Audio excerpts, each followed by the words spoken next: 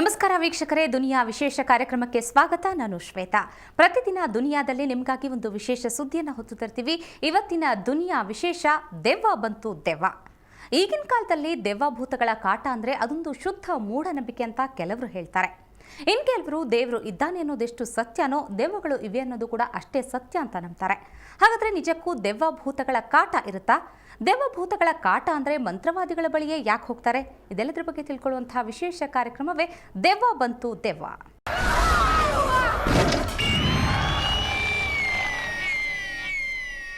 ಒಬ್ಬ ಮನುಷ್ಯನಲ್ಲಿ ವಿಚಿತ್ರ ವರ್ತನೆ ಕಂಡು ಬಂದರೆ ಸಾಮಾನ್ಯವಾಗಿ ಡಾಕ್ಟರ್ ಅಂದರೆ ವಿಶೇಷವಾಗಿ ಮನೋವೈದ್ಯರನ್ನ ಸಂಪರ್ಕಿಸೋದು ಸಹಜ. ಆದರೆ ದೆವ್ವಭೂತಗಳ ಕಾಟ ಅಂತ ನಂಬೋರು ಮೊದಲು ಹೋಗೋದೇ ಮಂತ್ರವಾದಿಗಳ ಬಳಿ. ಹಾಗಾದರೆ ಇವತ್ತು ನಾವು ನಿಮಗೆ ಒಬ್ಬ ಮಂತ್ರವಾದಿಯನ್ನು ಪರಿಚಯಿಸ್ತಾ ಇದ್ದೀವಿ. ಇವರು ಮಾಂತ್ರಿಕ ಅಷ್ಟೇ ಅಲ್ಲ, ನಾಟಿ ವೈದ್ಯ ಕೂಡ ಹೌದು. ಹಾಗಾದರೆ ಯಾರವರು, ಅವರ ಟ್ರೀಟ್ಮೆಂಟ್ ಹೇಗಿರುತ್ತೆ ಬನ್ನಿ ನೋಡೋಣ.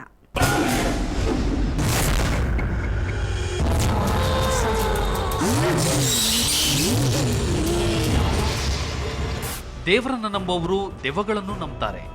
ಮಂತ್ರವಾದಿಗಳು ಭೂತದ ಕಾಟ ಅಂದರೆ ವೈದ್ಯರು ಇದನ್ನ ಮೆಂಟಲ್ ಡಿಸಾರ್ಡರ್ ಅಂತಾರೆ.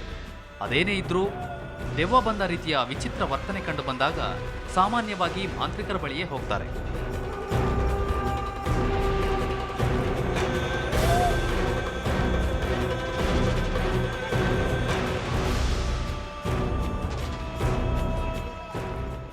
ಇವರನ್ನ ನೋಡಿ, ಹೇಗೆ ಯುವಕರನ್ನ ನೆಲದ ಮೇಲೆ ಮಲಗಿಸಿ ಏಟ್ ಕೊಡ್ತಿದ್ದಾರೆ ಅಂತ. ಇದು ಇವರು ಕೊಡೋ ಟ್ರೀಟ್ಮೆಂಟ್ ಸ್ಟೈಲ್.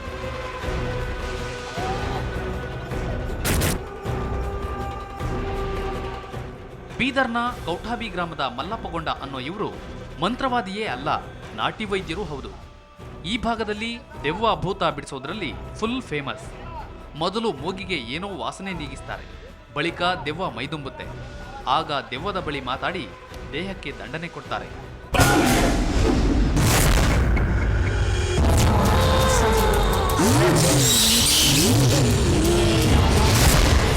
ಈಗ ನಾ ಚಲೋ ಇದ್ದ ಚಲೋ ಮಾತಾಡ್ಲತ್ತದ, ಆ ಪ್ರಕಾರ ಆಗ ಹಂಗೆ ಮಾತಾಡಿಲ್ಲ.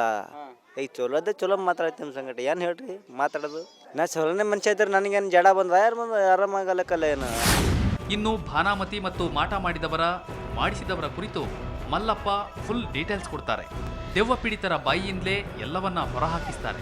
ಜೊತೆಗೆ ಮಲ್ಲಪ್ಪನ ಕೈಗುಣದಿಂದ ಮಕ್ಕಳಿಲ್ಲದ ಅದೆಷ್ಟೋ ಮಂದಿಗೆ ತಾಯಿ ಭಾಗ್ಯ ಲಭಿಸಿದೆಯಂತೆ.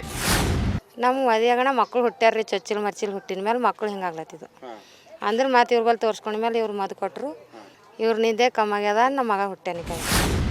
ಗುಲ್ಬರ್ಗ, ಬಿಜಾಪುರ, ರಾಯಚೂರು ಜಿಲ್ಲೆಗಳಿಂದಷ್ಟೇ ಅಲ್ಲದೆ ನೆರೆಯ ಆಂಧ್ರ, ಮಹಾರಾಷ್ಟ್ರ ಜನ ಕೂಡ ಇಲ್ಲಿಗೆ ಬರ್ತಾರೆ. ಮಲ್ಲಪ್ಪನ ಟ್ರೀಟ್ಮೆಂಟ್ ಬಗ್ಗೆ ಜನರಿಗೆ ಎಲ್ಲಿಲ್ಲದ ವಿಶ್ವಾಸ. ಅಂದಹಾಗೆ ಮಲ್ಲಪ್ಪಗೊಂಡ ನೀಡೋ ಟ್ರೀಟ್ಮೆಂಟ್ ಫುಲ್ ಫ್ರೀ. ಇದಕ್ಕೆ ಇವರು ಯಾವುದೇ ರೀತಿ ಹಣ ಪಡೆಯೋದಿಲ್ಲ. ಒಟ್ನಲ್ಲಿ ದೆವ್ವಭೂತ ಇದೆಯೋ ಇಲ್ವೋ ಗೊತ್ತಿಲ್ಲ, ಆದರೆ ಮಲ್ಲಪ್ಪ ಮಾತ್ರ ಈ ಕಾಯಕದಲ್ಲಿ ನಿರತರಾಗಿದ್ದಾರೆ. ಅನಿಲ್ ಕುಮಾರ್ ದೇಶ್ಮುಖ್, ಸುವರ್ಣ ನ್ಯೂಸ್ 24/7, ಬೀದರ್.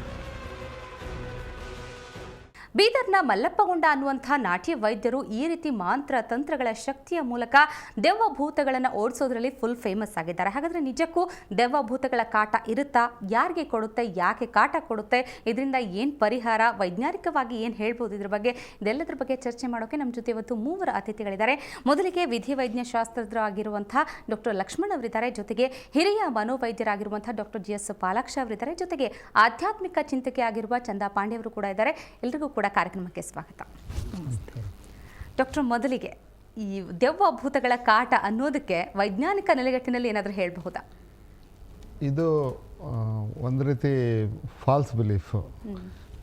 ಒಂದು ರೀತಿ ನೋಡಬೇಕಾಗಿದ್ರೆ, ಇದು ನಾನು ಬೀದರ್ ಸುತ್ತಮುತ್ತ ಅಲ್ಲೇ ಬೆಳೆದವನಾಗಿದ್ದರಿಂದ ಸೊ ಇದು ಅಲ್ಲಿ ಅತಿ ಸರ್ವೇ ಸಾಮಾನ್ಯ. ಏನಂದರೆ ಇಲ್ಲಿ ಆ್ಯಕ್ಚುಲಿ ಇಟ್ಸ್ ಅ ಪ್ರಿಲಿಮಿನರಿ ಹಂತದಲ್ಲಿ ಈ ಸೈಕಲಾಜಿಕಲ್ ಡಿಸಾರ್ಡರ್ಸು ಈ ಥರ ಅವರಿಗೆ ಮನೋರೋಗದ ಡಾಕ್ಟ್ರ್ ಹತ್ರ ಹೋಗೋಕ್ಕಿಂತ ಮೊದಲು ಈ ಜನಗಳು ಅದನ್ನು ದೆವ್ವ ಅಂದ್ಕೊಂಡಿರ್ತಾರೆ. ಅವನ ಆಲ್ಟ್ರ್ ಸೆನ್ಸೋರಿಯಮ್ ಆಗಿರ್ಬೋದು, ಅವನ ಮನಸ್ಥಿತಿ ಬೇರೆ ಆಗಿರ್ಬೋದು, ಅವನ ಬಿಹೇವಿಯರ್ ಪ್ರಾಬ್ಲಮ್ ಇರ್ಬೋದು, ಅವನ ಮಾನಸಿಕವಾಗಿ ವರ್ತನೆಗಳು ಚೇಂಜ್ ಆದಾಗ ಅದನ್ನು ದೆವ್ವ ಅಂತ ಕೆಲವರು ಗ್ರಹಿಸ್ತಾರೆ.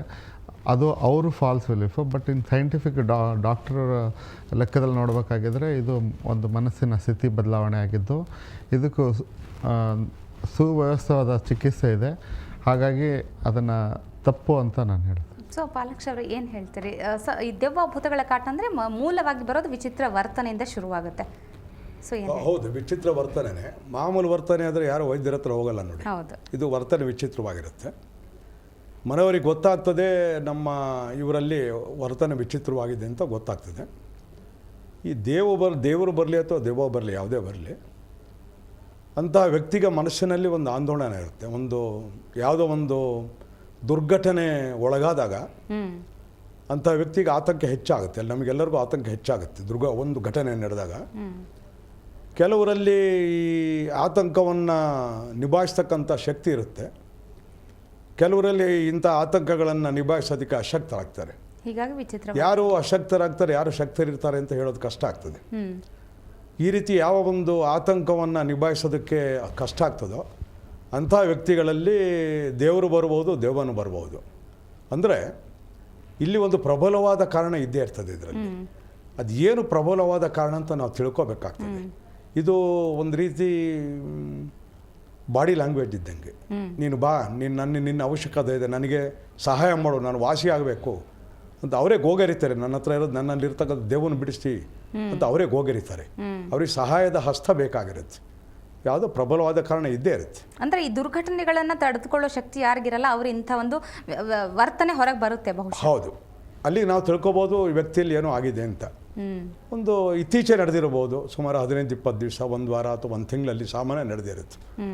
ಕೂಲಂಕುಷವಾಗಿ ನಾವು ಅದನ್ನು ಸಂಶೋಧನೆ ಮಾಡಿ ನಾವು ಅದನ್ನೆಲ್ಲ ವಿಚಾರ ವಿನಿಮಯ ಮಾಡಿದ್ರೆ ಗೊತ್ತಾಗ್ತದೆ ಇಂಥ ವ್ಯಕ್ತಿಗಳು ಯಾವುದೋ ಒಂದು ದುರ್ಘಟನೆ ಒಳಗಾಗಿದೆ ಇತ್ತೀಚೆಗೆ, ಅದರಿಂದ ಇದು ಬಂದಿದೆ ಅಂತ ಖಂಡಿತವಾಗ್ಲೂ ನಾವು ಅದನ್ನು ಡಯಾಗ್ನೋಸ್ ಮಾಡ್ಬೋದು.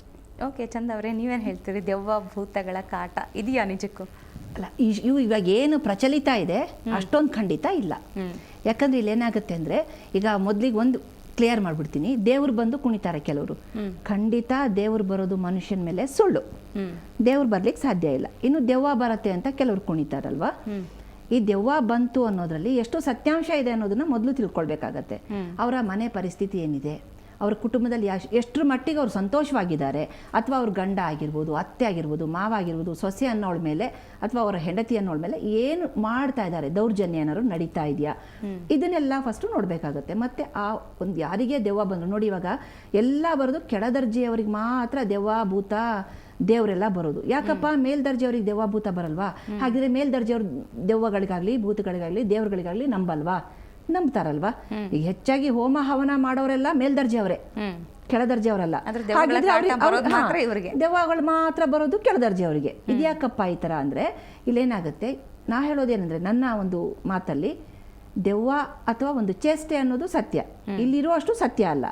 ಅದೇ ಇವಾಗ ಏನು 100ಕ್ಕೆ 100 ಜನ ಕುಣಿತಾರೆ ಅದಷ್ಟು ದೆವ್ವನೇ ಆಗಿರಲ್ಲ, ಅಥವಾ ಮಾನಸಿಕ ಆಂದೋಲನಕ್ಕೆ ಸಿಕ್ಕಿ ಮನೋರೋಗಕ್ಕೆ ಬಳಲ್ತಾ ಇರೋರು ಆಗಿರಲ್ಲ. ಮೊದಲಿಗೆ ಅಲ್ಲಿ ನಾವು ಪರೀಕ್ಷೆ ಮಾಡಬೇಕಾಗತ್ತೆ. ಅದಕ್ಕೆ ಆದ ಸೂಕ್ತ ಪರೀಕ್ಷಾ ವಿಧಾನಗಳಿದೆ, ಮೊದಲಿಂದನೂ ಅದು ನಡ್ಕೊಂಡು ಬಂದಿದೆ. ಈಗ ನಮ್ಮಲ್ಲಿ ಯಾರು ಬಂದರೆ, ನಮ್ಮಲ್ಲಿ ತಿಂಗಳಿಗೆ ಒಂದು 20 ಜನನೂ ಬರ್ತಾರೆ, ಯಾರೋ ನನ್ನ ಮೇಲೆ ಭೂತ ಬಿಟ್ಬಿಟ್ಟಿದ್ದಾರೆ, ಪ್ರೇತ ಬಿಟ್ಬಿಟ್ಟಿದ್ದಾರೆ, ಮಾಟ ಮಾಡಿಸ್ಬಿಟ್ಟಿದ್ದಾರೆ ಅಂತ. ಫಸ್ಟ್ ನಾನು ಹೇಳೋದೇನೆಂದರೆ, ನೀವು ಯಾವ ಏರಿಯಾದಲ್ಲಿದ್ದೀರಾ, ನಿಮ್ಮ ಸುತ್ತಮುತ್ತ ಎಷ್ಟು ಜನ ಇದ್ದಾರೆ, ಆಮೇಲೆ ನಿಮ್ಮ ಬಳಗದವರು ಅಂತ ಹೇಳ್ತೀವಲ್ಲ, ಅಂದರೆ ರಿಲೇಷನ್ಸ್, ಅವ್ರ ಜೊತೆಗೆ ನಿಮ್ಮ ವ್ಯವಹಾರ ಹೇಗಿದೆ.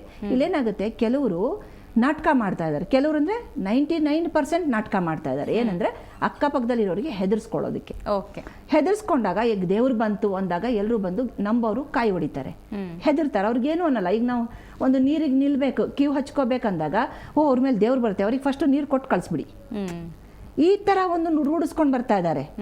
ಮತ್ತು ಇನ್ನು ಕೆಲವರು ದೆವ್ವ ಬಂತು ಅಂದಾಗ ಅವ್ರ ಮನೆಯಲ್ಲಿ ಗಂಡ ಆಗಿರ್ಬೋದು, ಅತ್ತೆ ಆಗಿರ್ಬೋದು, ಮಾವ ಆಗಿರ್ಬೋದು, ಅವರಿಗೆ ಹೆದರ್ಸ್ಕೊಳ್ಳಿಕ್ಕೆ ಮಾಡುವಂಥ ಕುತಂತ್ರ ಕೂಡ ಇಲ್ಲಿ ನಡೀತಾ ಇದೆ. ಹಾಗಾಗಿ ನಾನು ಎರಡೂ ಒಪ್ಕೊಳ್ತೀನಿ, ದೆವ್ವ ಇದೆ ಅಂತಲೂ ಒಪ್ಕೊಳ್ತೀನಿ, ಮಾನಸಿಕ ರೋಗದಲ್ಲಿ ಬಳಲಾಡ್ತಿರೋರು ಇದ್ದಾರೆ ಅನ್ನೋದನ್ನು ನಾನು ಒಪ್ಕೊಳ್ತಾ ಇದ್ದೀನಿ. ಈ ಥರ ಇದು ಫಸ್ಟ್ ನಾವು ತಿಳ್ಕೊಳ್ಬೇಕು, ಇದು ಯಾವುದಕ್ಕೆ ಇವರು ಒಳಗಾಗಿದ್ದಾರೆ. ಅದನ್ನು ಈಗ ಮನೋವೈದ್ಯರಾದವರು ಏನು ಹೇಳ್ತಾರೆ ಅಂದರೆ, ದೆವ್ವಗಳನ್ನು ಒಪ್ಪೋದೇ ಇಲ್ಲ ಅಂತ ಹೇಳ್ತಾರೆ, ಅದು ಅವರ ನಂಬಿಕೆ. ನಮ್ಮಲ್ಲಿ ಅದರ ಆಕ್ಷೇಪ ಇಲ್ಲ. ನಮ್ಮ ಹತ್ರ ಬಂದಾಗ, ನಮ್ಮ ಹತ್ರ ಅಂದರೆ ಯಾರು ನಿಜವಾದ ವಿದ್ಯೆಗಳನ್ನು ಕಲ್ತಿರ್ತಾರೆ ಅವರುಗಳು ಬಂದಿದ ತಕ್ಷಣ ಇವರಿಗೆ ಯಾವುದೋ ಒಂದು ಚೇಷ್ಟೆ ಆಗಿದೆ ಅಷ್ಟೇ. ದೆವ್ವ ಅಂದರೆ ಬಂದು ಬಡ್ಕೊಳ್ಳೋದು, ಇವ್ರು ಕುಣಿಯೋ ಥರ ಅಲ್ಲ, ಖಂಡಿತ ಅದು ತಪ್ಪು. ಅದು ಆ್ಯಕ್ಚುಲಿ ಡಯಾಗ್ನೋಸ್ಟಿಕ್ ಪ್ರಾಬ್ಲಮ್. ಅಲ್ಲಿ ಒಂದು ಸಮಸ್ಯೆ ಇದೆ, ಆ ಸಮಸ್ಯೆನ ಯಾರು ಹೆಂಗೆ ತಗೋತಾರೋ ಅದು ಅವ್ರ ಮೇಲೆ ಡಿಪೆಂಡ್ ಆಗಿರುತ್ತೆ. ಫಾರ್ ಎಕ್ಸಾಂಪಲ್, ಅವರು ಸೈಂಟಿಫಿಕ್ಕಾಗಿ ಯೋಚನೆ ಮಾಡಿದರೆ ಅವ್ರಿಗೆ ಆ ಪರಿಜ್ಞಾನ ಇದ್ದಿದ್ರೆ ಅವ್ರು ಅದನ್ನು ಒಂದು ಕಾಯಿಲೆ ಅಂತ ಅನ್ಬೋದು. ಅವ್ರಿಗೆ ಅದು ಗೊತ್ತೇ ಇಲ್ಲ, ಅದ್ರ ಬಗ್ಗೆ ಮಾಹಿತಿನೇ ಇಲ್ಲ ಅಂದರೆ ಏನೋ ಒಂದು ಅನ್ಸೀನ್ ಪವರು ಅಥವಾ ಅದೊಂದು devil power, evil power, spirit ಅಂತ ಈ ಥರ ಎಲ್ಲ ಮಾತಾಡ್ತಾರೆ. ಆದರೆ ಇನ್ಫ್ಯಾಕ್ಟ್ ಆ ಪ್ರಾಬ್ಲಮ್ ಅಲ್ಲಿ ಇರುತ್ತೆ. ಪ್ರಾಬ್ಲಮ್ನ ಐಡೆಂಟಿಫೈ ಮಾಡೋದು, ಡಯಾಗ್ನೋಸಿಸ್ ಮಾಡೋದು, ಅದನ್ನು ಕೂಲಂಕಷವಾಗಿ ಪರೀಕ್ಷೆ ಮಾಡಬೇಕಾದ್ರೆ ಆತನಿಗೆ ಯಾರು ಯೋಚನೆ ಮಾಡ್ತಾ ಆತನಿಗಿರೋಂಥ ನಾಲೆಡ್ಜು, ಆತನಿಗಿರೋದು ಅವೇರ್ನೆಸ್ಸು, ಆತನಿಗಿರುವಂಥ ಒಂದು ಅದು ಮಾಹಿತಿ ಏನಿದೆ ಅದ್ರ ಮೇಲೆ ಅವ್ನು ಹೆಂಗೆ ಅದನ್ನ ದೆವ್ವ ಅಂತನ ಅಥವಾ ಡಿಸೀಸ್ ಅಂತನ ಅಥವಾ ಅವ್ರು ಎಲ್ಲಿ ಕರ್ಕೊಂಡು ಹೋಗ್ಬೇಕು ಅನ್ನೋದು ಅದ್ರ ಮೇಲೇ ಡಿಪೆಂಡ್ ಆಗಿರ್ತದೆ. ಅವ್ರ ಮನೆಯವ್ರು ಎಜುಕೇಟೆಡ್ ಇದ್ರು ಅಂದರೆ ಡಾಕ್ಟ್ರ್ ಹತ್ರ ಕರ್ಕೊಂಡು ಹೋಗಿರ್ತಾರೆ.